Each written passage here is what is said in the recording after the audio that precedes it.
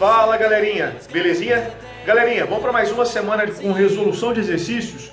Nessa semana nós vamos resolver a quinta semana do PET volume 2 de Física, belezinha? Então vamos lá!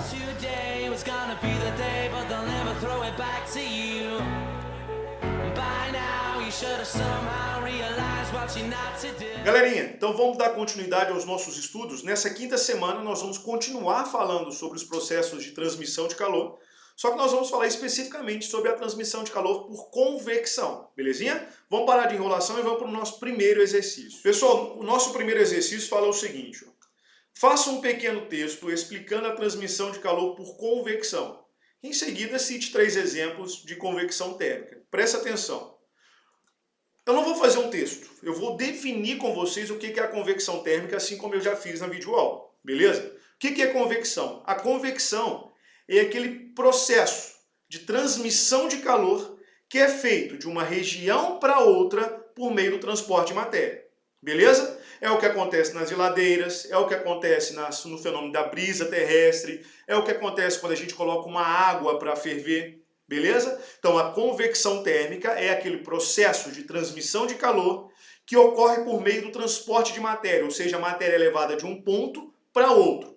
E é importante que vocês entendam que a convecção acontece somente em meios fluidos, ou seja, nos líquidos e nos gases, beleza?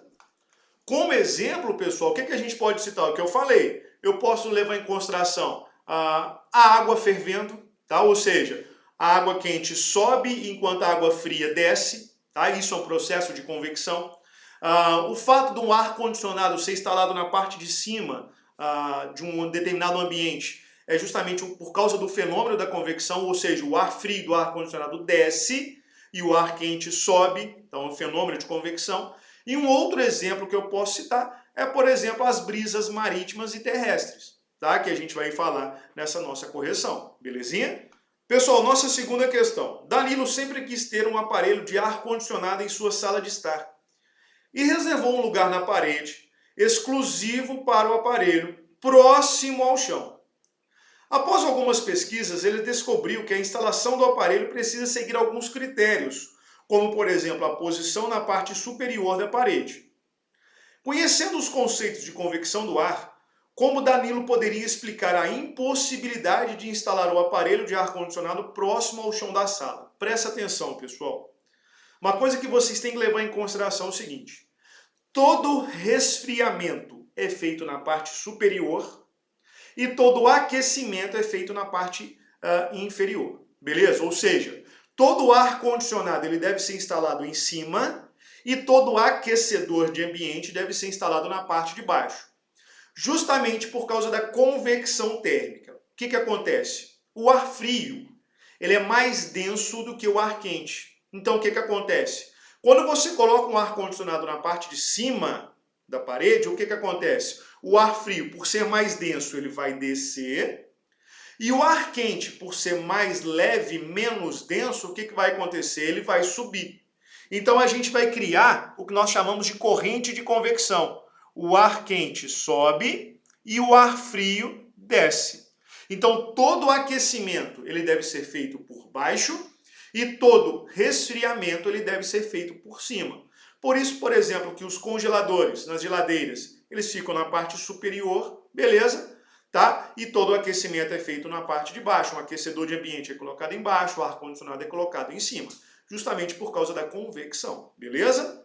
Pessoal, olha a nossa terceira questão. A terceira questão fala o seguinte. Assinalem quais os processos estados a seguir envolve a transferência de calor por convecção. Primeiro, pisar sobre asfalto quente. Não. O calor ele vai ser transmitido do asfalto para os nossos pés por condução. 2. Assar algo no forno a gás convencional. Verdadeiro.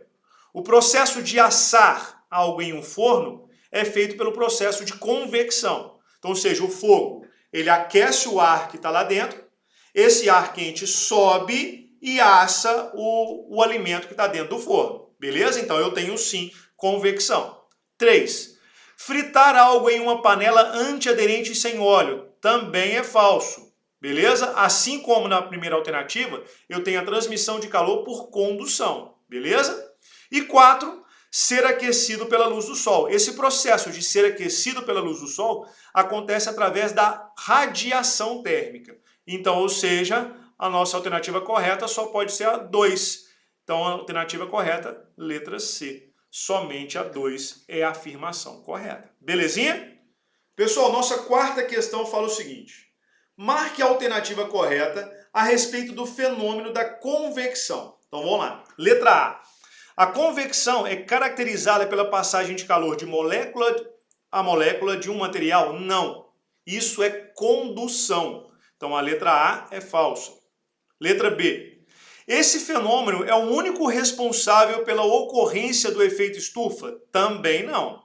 Isso é falso, tá? O efeito estufa ele acontece também por causa da radiação que a gente recebe do Sol. Letra C. Esse fenômeno é caracterizado pelo transporte de calor através de ondas eletromagnéticas? Não. Isso é o processo da radiação ou irradiação térmica. Então a letra C também é falsa. Olha a letra D. A convecção pode ser definida como transporte de massa motivado por variações de temperatura? Verdadeiro. Beleza? A convecção é justamente isso. É o transporte de calor através do transporte de massa de um ponto a outro por causa da diferença de temperatura que existe no fluido de maneira geral. E a letra E, a convecção ocorre em qualquer tipo de material? Não. A convecção ocorre somente em quê? Em meios fluidos, os líquidos e os gases. Belezinha? Então a alternativa correta só pode ser o quê? A letra D, de dado. Pessoal, nossa quinta questão fala o seguinte, ó. Para esfriar um barril de suco mais facilmente, devemos colocar. Então ele quer saber onde que a gente vai colocar o gelo para resfriar um barril de suco. Em qualquer parte do barril, na parte de baixo, no meio, mergulhado totalmente ou na parte de cima. Presta atenção.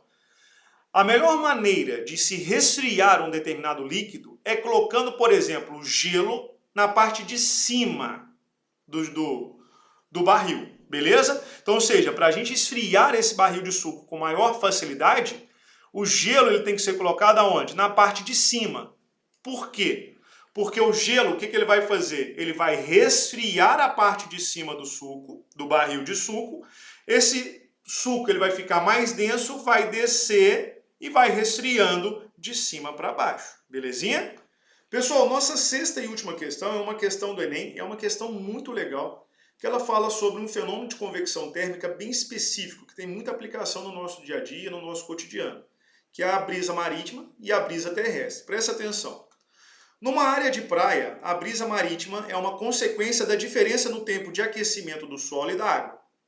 Apesar de ambos estarem submetidos às mesmas condições de radiação solar no local, o solo, que se aquece mais rapidamente, o ar fica mais quente e sobe, deixando uma área de baixa pressão, provocando o deslocamento do ar da superfície que está mais fria para o mar. Então, ou seja, basicamente é isso aqui que acontece. Então, ou seja, o sol está esquentando aqui, a areia ela vai esquentar mais rápido do que a água, então o que vai acontecer? O ar que está em volta da areia, ele vai ficar menos denso. Então, como consequência, o que vai acontecer? Ele vai subir. Quando ele sobe, algo tem que preencher esse espaço. O que vai preencher? O vento, tá? Que está em cima, o ar que está em cima da água do mar. Então, esse vento, esse ar, ele vai vir então do mar para a terra. Beleza? Então, isso é o que nós chamamos de brisa marítima. E acontece durante o dia. Beleza? À noite ocorre o processo inverso ao que se verifica durante o dia. Como a água leva mais tempo para esquentar, mas também leva mais tempo para esfriar, o fenômeno noturno, que é chamado de brisa terrestre, pode ser explicado da seguinte maneira. Então, ou seja, é o mesmo processo, só que é o processo inverso. Não sei se eu posso dizer assim. Mas veja bem, durante a noite o que vai acontecer? A água ela vai demorar mais para esquentar. Beleza? E como consequência, então, ela demora mais tempo para perder calor. Então, o que vai acontecer? Durante a noite, o ar que está em volta da água, ele vai ficar mais quente do que o ar que está na areia. Então, como consequência, o que vai acontecer? Esse ar, ele vai subir, beleza? Quando ele sobe, algo tem que preencher esse espaço. Então, o ar frio que está em cima da areia vai preencher esse espaço. E vai para o quê? da terra, da areia para o mar. Então esse é o fenômeno inverso. Então se durante o dia eu tenho o vento, a brisa indo do mar para a areia, à noite eu vou ter o contrário. Eu vou ter o ar indo da areia para o mar. E isso é chamado de brisa o quê? Terrestre. Beleza? Então com base nisso, vamos lá. O ar que está sobre a água se aquece mais. Ao subir, deixa uma área de baixa pressão, causando o deslocamento de ar do continente para o mar. É justamente isso. Então, a alternativa correta só pode ser a letra A. Pessoal, na videoaula sobre convecção, eu mostro isso para vocês, tá? Não deixem de assistir, belezinha? Galerinha, eu vou finalizar aqui agora, então, essa nossa resolução. Espero que tenha ficado claro para todos essa quinta semana. E nós voltamos numa próxima videoaula para falar sobre a sexta semana do PET Volume 2. Galerinha, abraço, fica com Deus e até a nossa próxima videoaula. Tchau, tchau.